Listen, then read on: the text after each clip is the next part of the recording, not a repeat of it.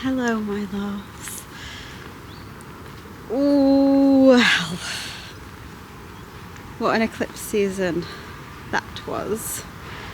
Yeah, we need to talk. If you haven't already guessed, I am back in the UK, which is where I've been spending time with my family and friends, and also reapplying for my French visa, and that process did not go as I would have hoped.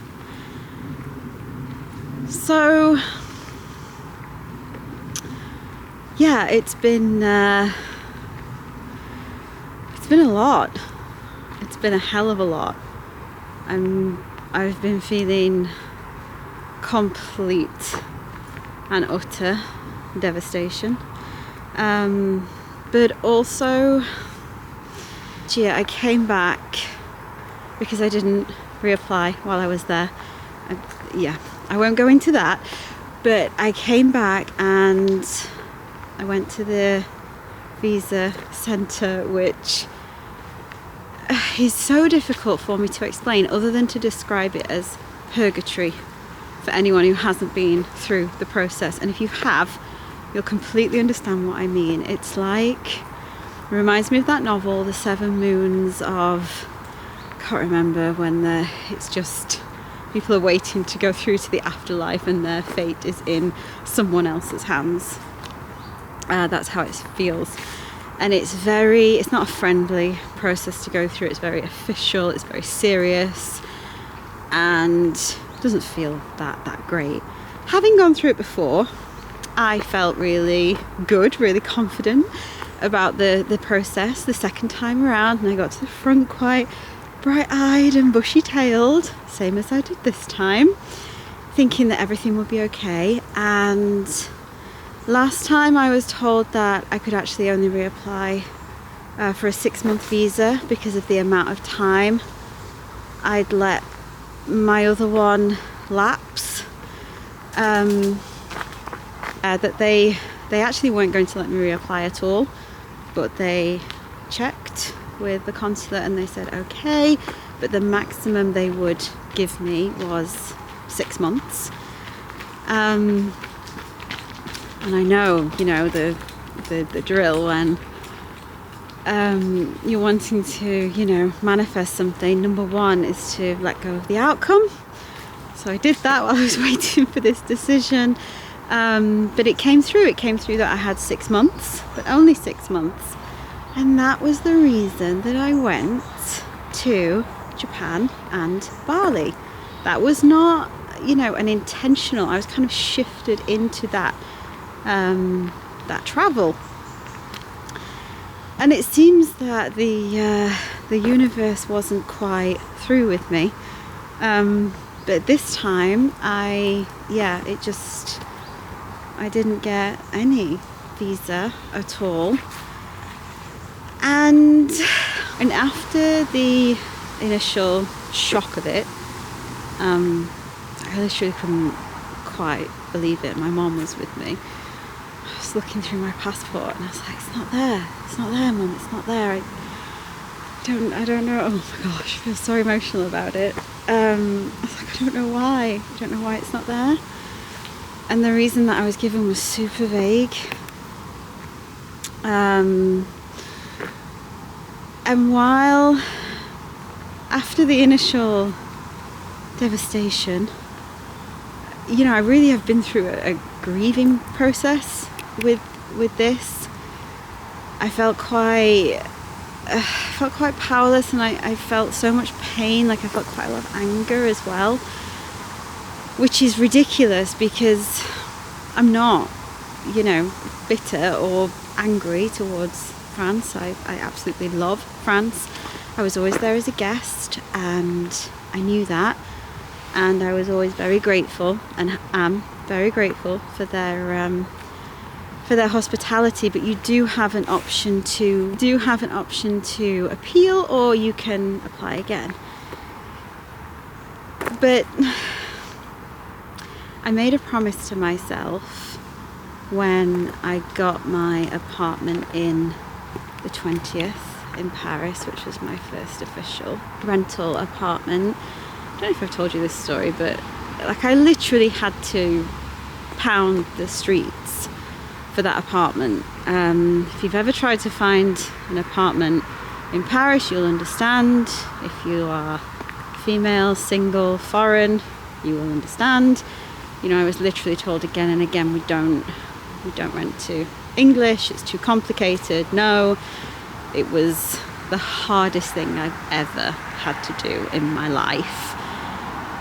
And gosh, it was just the most horrific day. It was raining. No one came to help me move. I had to move out of the shoebox into the 20th with Hope. The Uber guy came. He didn't want to take Hope in the car. I was literally pleading with him to take us. And by the time I'd carried everything up those gigantic 4 flights of stairs, I closed the door on that apartment and leant against the kitchen wall, burst into tears, slid down the wall and just broke. And I promised myself there and then that I was done fighting. That I was done with living in that masculine energy. That was also when I committed to Divine Feminine as my word of the year for the following year. And I fully plan on staying true to that. So I am seeing this rejection, which is what it is, which is how it feels, though not personal, though it did.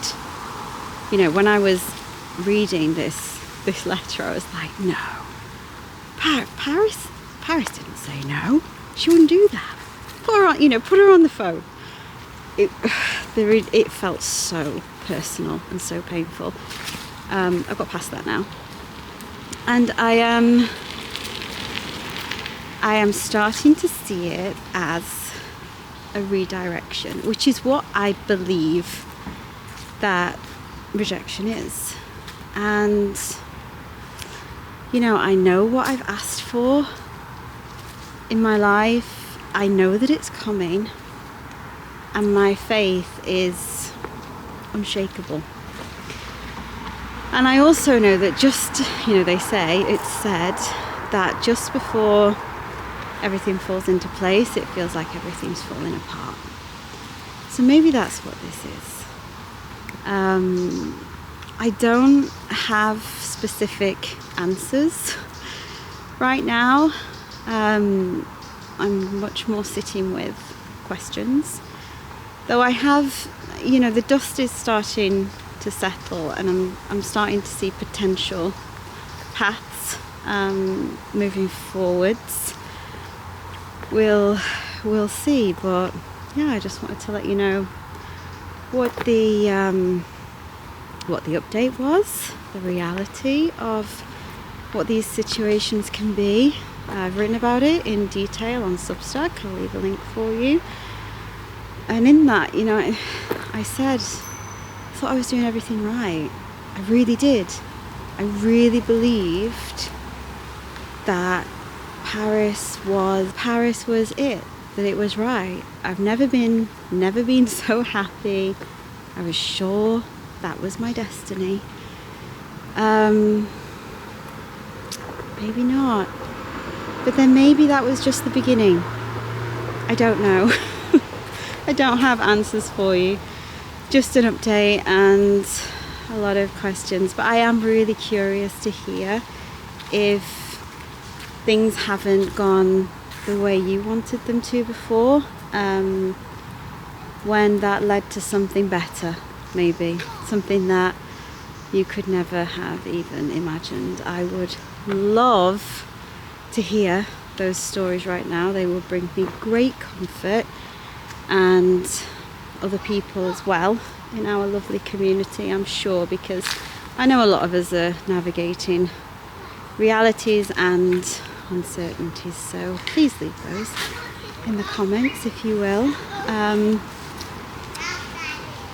And yeah, that's what's going on with me.